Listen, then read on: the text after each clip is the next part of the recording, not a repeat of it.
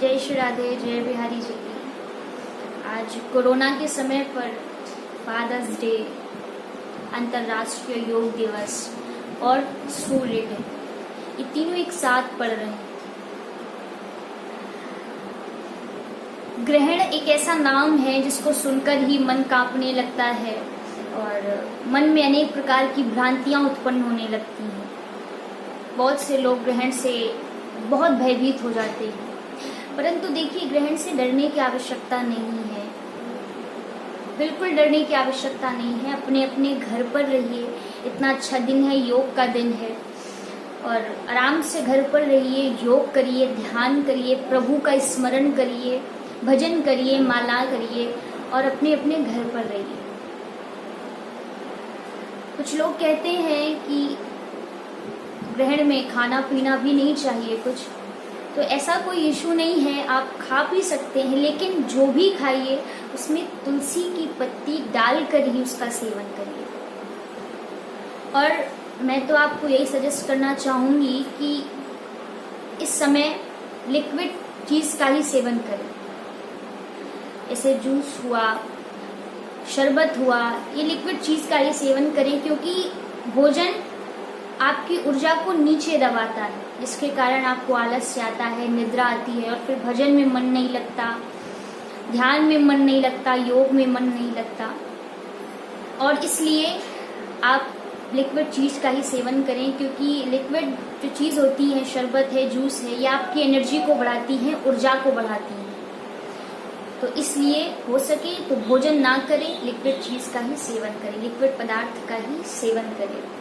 तो शास्त्रों के अनुसार कहते हैं कि जिस समय समुद्र मंथन हो रहा था दैत्यों और देवताओं के बीच, उस समय 9वें रत्न के रूप में महाराज धन्वंतरी अमृत का कलश लेकर बाहर प्रकट हुए थे। जैसे ही देवताओं ने अमृत के कलश को देखा तो उस अमृत के कलश को धन्वंतरी जी से छीन लिया और लेकर भागने लगे।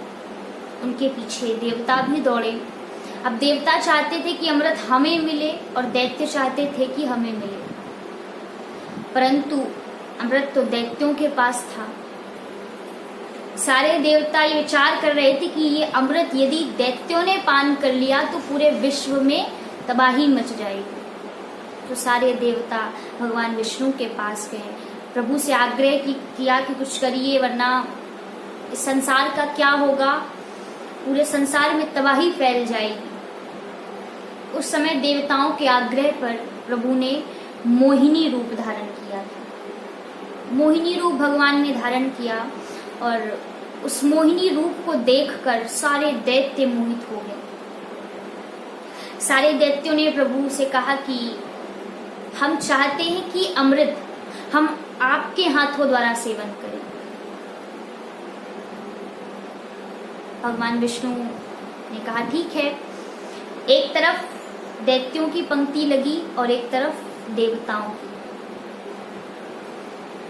तो प्रभु मोहिनी ने दैत्यों से कहा कि ये जो ऊपर का अमृत है, ये अमृत नहीं है, असल में ये सिर्फ पानी है, असली अमृत नीचे है।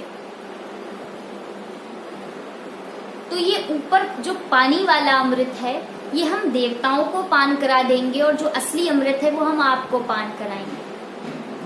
अब दैत्य भी पूरी तरह से मोहित हो चुके थे, इसलिए दैत्यों की कुछ समझ में नहीं आया और उन्होंने भी इस बात को मान लिया। इस प्रकार भगवान विष्णु ने मोहिनी रूप धारण करके देवताओं को अमृत पान कराया। लेकिन कहते हैं कि एक राहु नाम का दैत्य था, उसको बहुत जल्दी थी अमृत पान करने की, तो जाकर देवताओं की पंक्ति में सूर्य और चंद्रमा के मध्य में बैठ गया जाकर, और भगवान ने साथ ही साथ उस दैत्य को भी अमृत पान करा दिया। परंतु कुछ समय बाद सूर्य और चंद्रमा इस बात को समझ गए थे कि ये दैत्य है। तुरंत जाकर प्रभु से कहा कि ये देवता नहीं है, ये दैत्य है, राहु नाम का दैत्य है, जो अमृत पान करने के लिए हमारी पंक्ति में आकर बैठ गया है।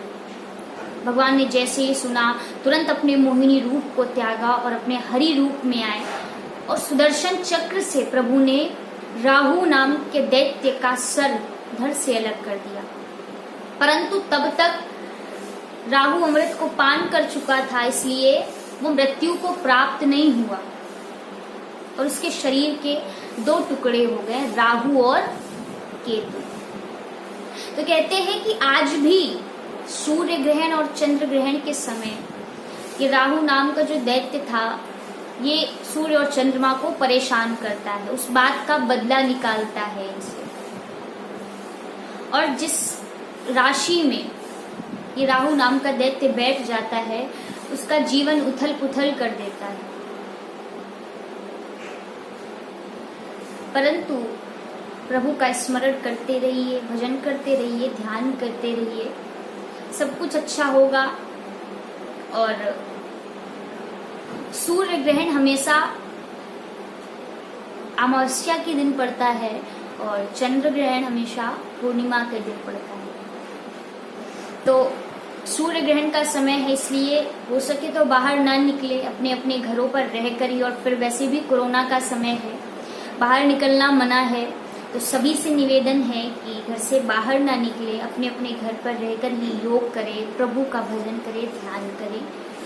और इसी आशा के साथ जय श्री राधे, जय बिहारी जी।